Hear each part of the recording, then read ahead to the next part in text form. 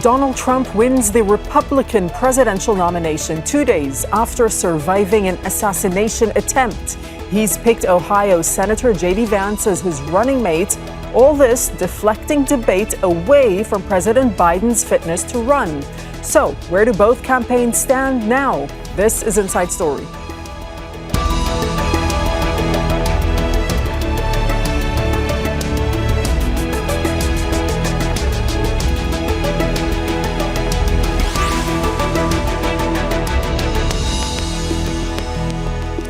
Hello and welcome to the program. I'm Dareen Abughaida. It's hard to imagine a more extraordinary U.S. election campaign. An assassination attempt on Donald Trump 2 days before becoming his party's nominee. His support unaffected by a criminal conviction and ongoing prosecutions. And his choice of running mate, JD Vance, once compared him to Adolf Hitler and was previously a scathing critic. Meanwhile, his rival, President Joe Biden, fiercely resists calls to quit the race because of concerns over his age and fitness to run after a disastrous performance in his only debate with Trump so far in this campaign. Courtroom drama for Biden's family, too, with his son convicted on criminal charges. Well, that's the campaign so far, and there's still 4 months to go. So what impact will the last few days have on the outcome, or is it too early to say? We'll get to our guests in a moment. First, this report from Imogen Kimber. He is here tonight to show his courage, his defiance against somebody who tried to kill him. Just 2 days after surviving an assassination attempt, Donald Trump soaked in the adoration of the Republican National Convention in Wisconsin. And his supporters appear more committed than ever. The man is tough. He is tough and he'll fight for every American. If this is doing anything, it's really galvanizing everyone behind him. Not only people who've been supporters for a long time, but people who maybe were on the fence, I think are now coming to see what we've been saying all along, that he's just been so persecuted. Trump is now the official Republican nominee for president, securing a landslide number of delegate votes. And he's picked Ohio Senator JD Vance as his running mate and candidate for vice president. The question is on the motion that Senator JD Vance be nominated by acclamation. All those in favor signify by saying aye. Aye! All those opposed signify by saying no. In the opinion of the chair, the ayes have it, and the motion is adopted. Without objection, the motion... Vance, who was once a critic of Trump, is now one of his most loyal defenders and brings with him a large Republican fan base in the crucial state of Ohio that may help Trump with the presidency. Vance is seen as an important player in support of Trump's populist and his Make America Great Again policies. And echoing other Republicans, he claims it's Democratic rhetoric against Trump that's to blame for Saturday's assassination attempt. Before the assassination attempt, the health and fitness of President Joe Biden had been dominating the election coverage. Since then, it's been Trump driving the agenda. Biden says Vance and Trump are indistinguishable, referring to Vance as a clone of Trump on the issues. He rejects accusations the Democrats have used inflammatory language about Trump. How do you talk about the threat to democracy, which is real, when a president says things like he says? Do you just not say anything because it may incite somebody? Look, I've not engaged in that rhetoric. Now, my opponent is engaged in that rhetoric. He talks about there'll be a bloodbath if he loses. In the same NBC interview, Biden said his phrasing of keeping a bullseye on Trump was a mistake, but that it was about remaining focused on Trump's policies. While questions about Biden's age have abated as the conversation swirls around Trump, doubts still remain. Despite calls for him to stand down, Biden is still likely to get the Democratic nomination. Both candidates are calling for unity about the only common ground in an extraordinary presidential campaign so far. Imogen Kimber, Al Jazeera for Inside Story.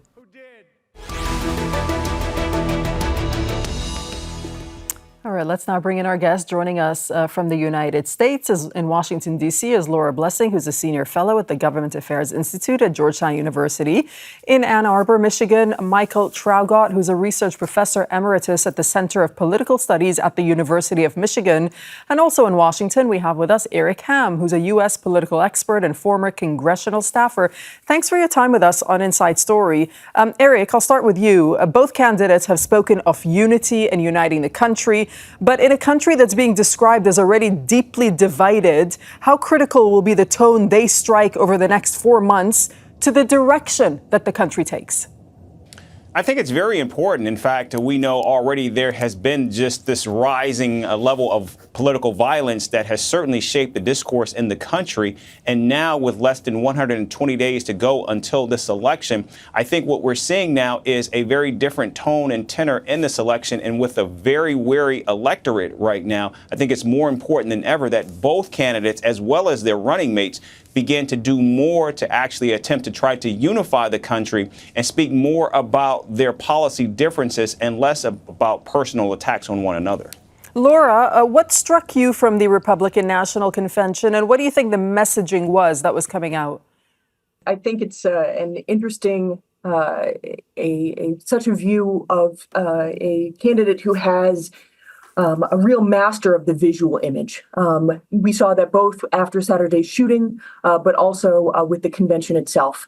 I think we need to also pay a lot of attention to the strategy behind different aspects of the choice of the vice presidential pick, as well as different aspects of the party platform. Yeah, we're going to get on to the topic of JD Vance in a moment, but let me just bring in Michael first. Michael, the assassination attempt on Donald Trump and the sympathy of the public by some, do you think that's translated into political capital for him? Is momentum behind Trump? Well, we'll be able to tell in the polls that are conducted over the weekend and next week after the convention is over. Ordinarily, we could expect a post-convention bump. And then I think in addition to that, there'll be a kind of empathetic response because of the assassination attempt. I wouldn't be surprised if Donald Trump in those polls next week were leading by 6 or 8 percentage points. Eric, do you share that view? There's still a lot of time left. Yeah, go ahead. There's still a lot of time left in the campaign. Okay, Eric, do you share that view? I mean, what impact do you think that the shooting will have on the election and voters? No, I don't. I don't think that we're going to see Donald Trump gain that much of a bump in the polls, mostly because, one, I think Donald Trump, even though this was a very horrific moment, Donald Trump is seen, I think, as a very polarizing figure in this country. Moreover, it has been Donald Trump that has been actually fueling a lot of the political violence that we're seeing play out in the nation right now. In addition to that, because most Americans still don't have a clue who JD Vance is, I don't think they're going to actually gravitate to the party because of this relative unknown and political lightweight that we see that Donald Trump has picked. In addition to that, what we saw, at least from the first opening night of the convention, was more of the same in terms of what MAGA has been pushing, which is basically a lot of grievance against so many in the country right now. And so I don't think we're seeing a vision or a plan that is actually going to move the nation further, or in fact try to unify or actually tamp down the political rhetoric that we're already seeing. So I don't think we will actually see necessarily the bump that my colleague has said or suggests that we're going to after this convention. Michael, let's talk about JD Vance, who Trump picked as his running mate, his VP on that ticket.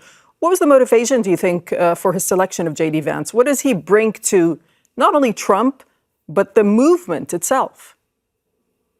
I think it's an unusual pick because it strengthens the team's appeal to the MAGA base, but it doesn't do anything to potentially increase the size of coalition going into Election Day.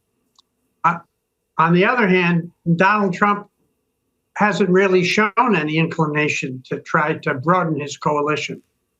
I think that Vance could be important in terms of a couple of the critical states in the so-called blue wall in the Midwest, especially Pennsylvania and Michigan, which are going to be very tightly contested. Donald Trump didn't need JD Vance in order to win Ohio. So I think many people see this as a kind of legacy selection, cementing Donald Trump's hold on the Republican Party. But it's not a very strategic political choice. Historically, Michael, when it comes to actually getting elected for U.S. president, do vice president's elections help? Well, they can in certain ways at the margin. They could be selected because they're from an important state where they think that the outcome could be close. I think one thing that J.D. Vance could help the campaign with is his interactions with contributors who may be more conservative than the typical Republican identifier. And he would be very good at private meetings with donors as opposed to speaking to large gatherings. His selection does provide an opening, I think, to the Biden campaign because of his positions on abortion and the fact that he has indicated he would have been an election denier in 2020. There'll be a debate between J.D. Vance and Kamala Harris sometime in the fall. That should be a very interesting and important event. Okay, I'm glad you bring up the issue of abortion. Eric, let me ask you this. I mean, Vance has consistently voted against legislation, some of it Democratic-led, to codify abortion rights, restore the protections of Roe versus Wade, and the list goes on. I mean, women are a hugely important voter base. So this selection of J.D. Vance won't really boost support among women voters, will it?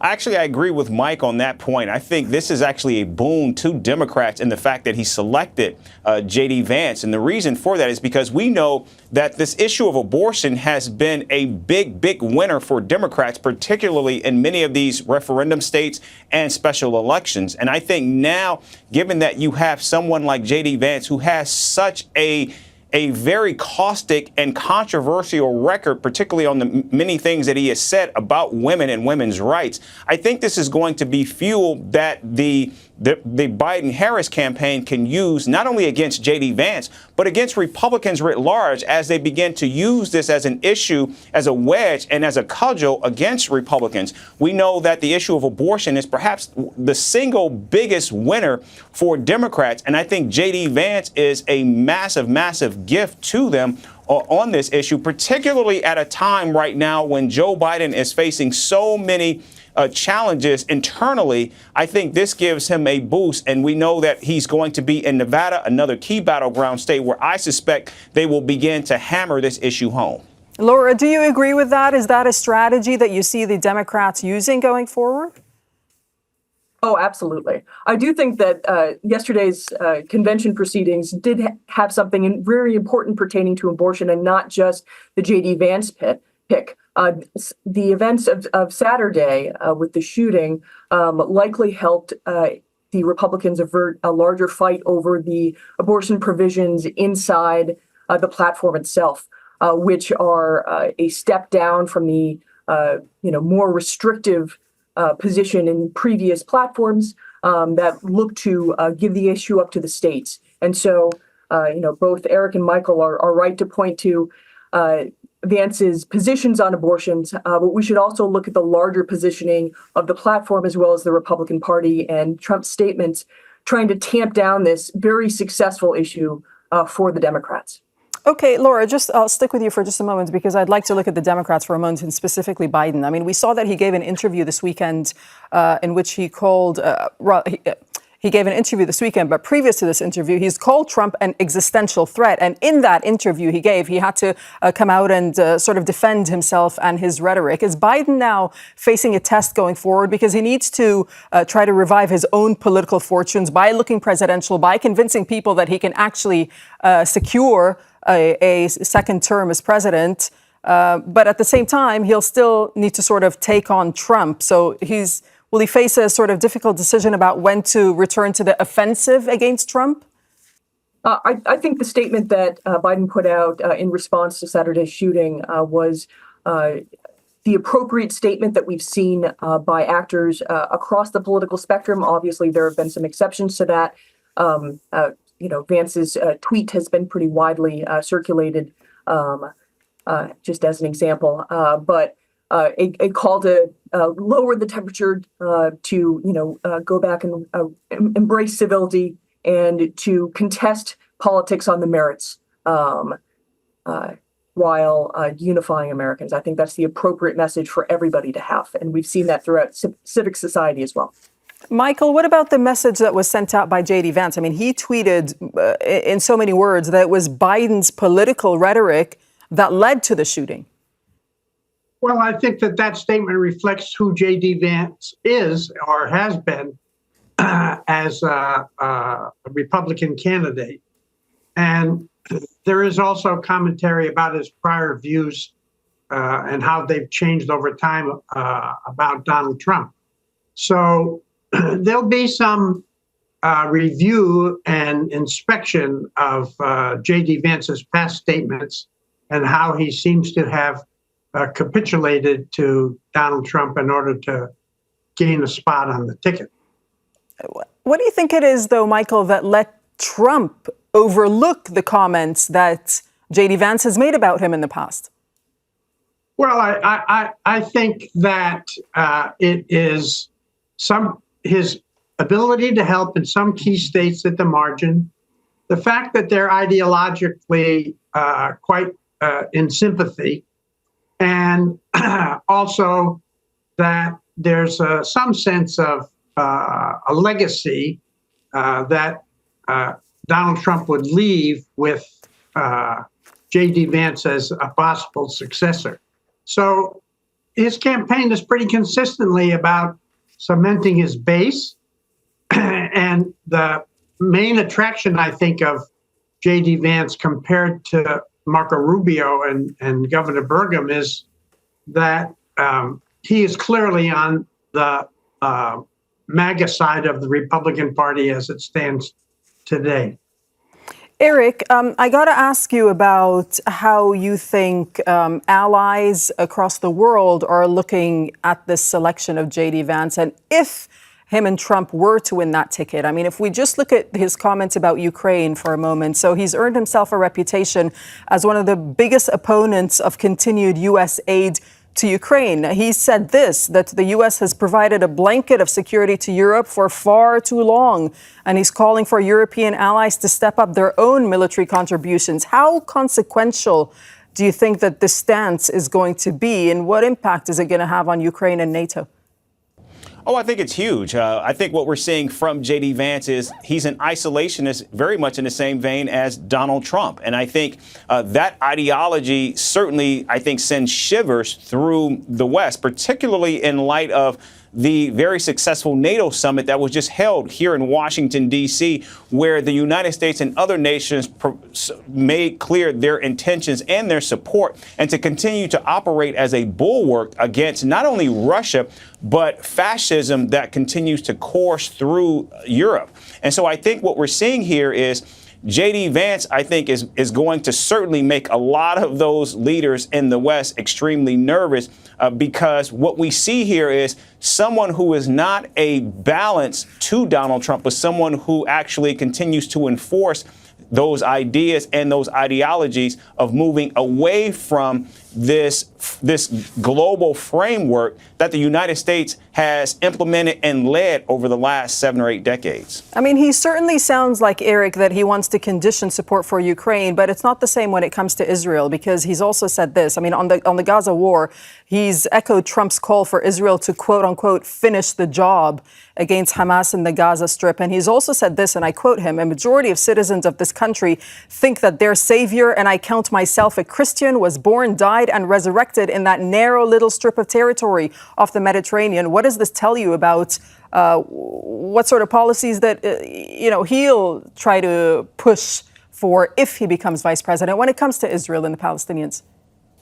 You know, it's ironic because if you go back to the primaries, we saw where Joe Biden was having a very difficult time, particularly on his left flank with many progressives and, of course, the Arab and Muslim populations for his support for Netanyahu and Israel.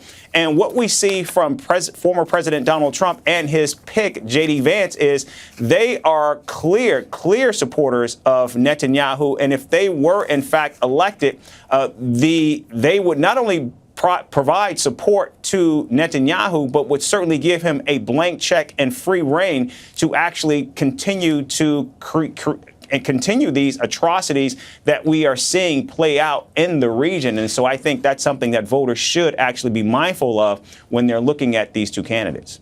Laura, let me just ask you about some of the latest polls that I've seen. One that really struck me, actually, is that there seems to be very low voter enthusiasm for this election, and this is apparently at a 20-year low. So it's an NBC poll which found 64% of voters say that they are very interested in this year's election. That may sound high, but this is a 20-year low. What do you make of that? I think there's, the choice of these two individuals and the effects on the electorate is something we've seen this whole cycle. Biden has certainly stumbled in the more recent debate. I think that's exacerbated those feelings on the Democratic side. The larger polling on this, polls will change as we go forward towards the election. In terms of, can Biden make those numbers up? Because even polls are showing us that the Democratic Party as a whole is losing support among key demographics like Black, Latino, and younger voters, which, as we know, have largely backed the party in the past. Sure, and these are interesting demographic shifts that have gotten a lot of attention. As is certainly deserved. I do. We have This is shaping up to be a very close election. And the thing about close elections is that a variety of different things can be thought of as being consequential. So whether that's the voters in Dearborn, Michigan, who oppose the administration's actions in Gaza, or whether that's a racial demographic, all of these different things have the potential to matter. But there's certainly a list of them. Michael, how would you sort of gauge the temperature of the country right now? I mean, we're 4 months away from the election, and so much has happened for both candidates. Well, I think that there's a large portion of Americans who are dismayed at the current state of our politics, which is also complicated by reactions to the violence in the attempted assassination. We're living in this period of extreme polarization where domestic politics has taken on a kind of a tribal aspect where Democrats don't like Republicans and Republicans don't like Democrats. I think also in terms of the particular pairing in this campaign, Democrats and independents are facing pretty strong cross pressures where they have concerns about Joe Biden, his age and his ability going 4 years into the future. But on the other hand, they have such a strong dislike for Donald Trump that they're going to have to decide whether or not they're going to get a ballot or go to vote on Election Day. I think turnout will be a very major factor. And the Republicans probably have a slight advantage currently in that regard because of the commitment of Donald Trump's base. And the main strategic point for the Democrats is whether or not they can energize people who prefer Joe Biden over Donald Trump, despite the fact they're not really happy with the pairing and will go to the polls on Election Day. Eric, I'll give you the final word. I mean, it just seems like there's a hardening of the political atmosphere and environment. Would you agree with that? And also, just picking up on what Michael was saying, how do the Democrats energize not only their campaign, but their voters and encourage them to come out and vote? I totally agree with that. I do believe not only is there a hardening in terms of what we're seeing play out, but I think it could we could actually be seeing it get worse, not better, in the wake of this assassination. In terms of where Democrats stand right now, I think we have to remember Democrats have actually overperformed the polling data in the last 8 special elections. So since 2022, where there was expected to be a red wave that never actually crested, Democrats have actually won 8 out of 8 special elections. And even this year, in some of the races that we have seen, Democrats have continued to overperform, which suggests that right now, I don't think the polling is as accurate as we're seeing, namely because I do believe that right now Democrats are doing far better with rank and file voters, especially African-American voters. And I think that's something that could be in play. And while there are those who think that right now momentum is with Donald Trump, I think based on polling data, I think that could be very surprising and somewhat detrimental for the Republican Party, given where they seem to think we're seeing a Democratic ticket that's hobbled. But I think when you look at its rank and file voters, I think they're doing very well compared to where some of the elite and donor class may stand right now. All right. Well, we shall see what happens over the next few months. Thank you so much for joining us, Laura Blessing, Michael Traugott, and Eric Ham. Thank you for your time. Thank you for watching. You could see the program again anytime by visiting our website, aljazeera.com. And for further discussion, you can go to our Facebook page. That's facebook.com/AJ Inside Story. Join the conversation on X. Our handle is AJ Inside Story. From myself and the whole team here in Doha, thanks for watching, and bye-bye for now.